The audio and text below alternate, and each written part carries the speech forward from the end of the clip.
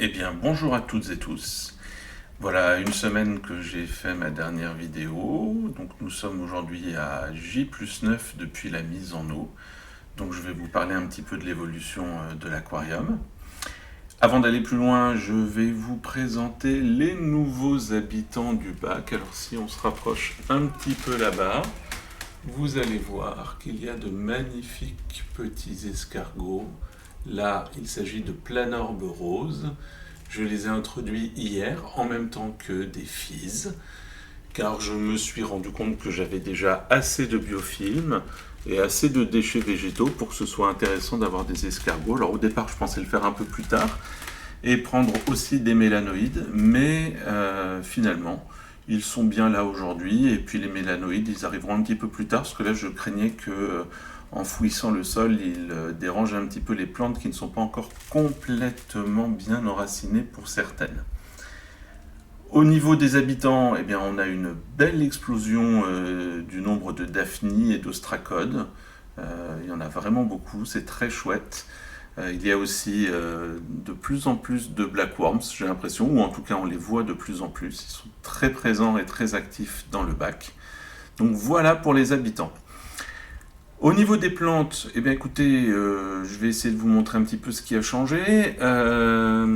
Alors, bon, bah, vous vous souvenez de la limnophile rugosa qui s'amuse toujours à jouer les Jedi 5 cm au-dessus du sol, là-bas au fond. J'ai une élodée qui s'est décrochée aussi, qui est là-bas au fond à droite. Mais bon, les élodées, ça peut vivre aussi en plante flottante, donc c'est pas un souci. Et puis, comme vous l'avez peut-être déjà remarqué, il y a des Sagittaria qui tiennent vraiment à un fil. À mon avis, elles sont encore en place simplement parce qu'Archimède a dû prendre 2 ou 3 jours de RTT. Je vois pas trop d'autres explications. Mais pour l'instant, elles tiennent. Alors moi, ce que j'ai décidé de faire ces derniers jours, eh bien, c'est de ne rien faire. Voilà, je n'ai absolument rien fait dans le bac, à part introduire les escargots hier.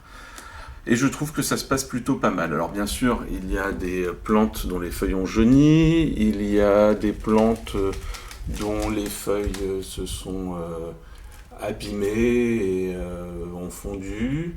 Il y a même des najas qui avaient l'air quasiment mortes il y a quelques jours. Et bien même sur ces plantes qui ont l'air quasiment mortes, et bien si on regarde bien, on voit qu'il y a des petites pousses vertes qui repartent. Et sur toutes les plantes, on peut observer de nouvelles feuilles qui démarrent par le haut.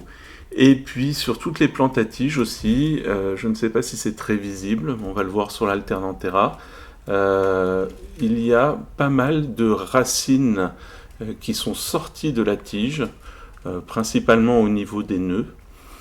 Et a priori, ceci est un très bon signe. Toutes les plantes ont l'air de vouloir repartir. Que ce soit celles qui sont en pleine forme ou même celles qui ont l'air un peu fatiguées, elles donnent tous des signes pour repartir. Donc voilà, on a un aquarium qui se porte bien, à mon avis. Je n'ai rien fait. Puisque c'est un aquarium naturel, et ben j'ai décidé de laisser faire la nature. Donc on ne touche à rien. On passe du temps à observer ces plantes, observer les petites bébêtes, et puis on laisse faire. On verra d'ici quelques temps si c'est une bonne chose et si ça continue d'évoluer dans le bon sens. Mais voilà, on touche à rien et on observe. Comme hop, cette petite fise que vous voyez qui vient de remonter à la surface. Voilà, il y a toujours quelque chose à regarder dans l'aquarium. Et ça, c'est vraiment sympa. Alors je vous dis à bientôt pour de nouvelles aventures et d'ici là, portez-vous bien.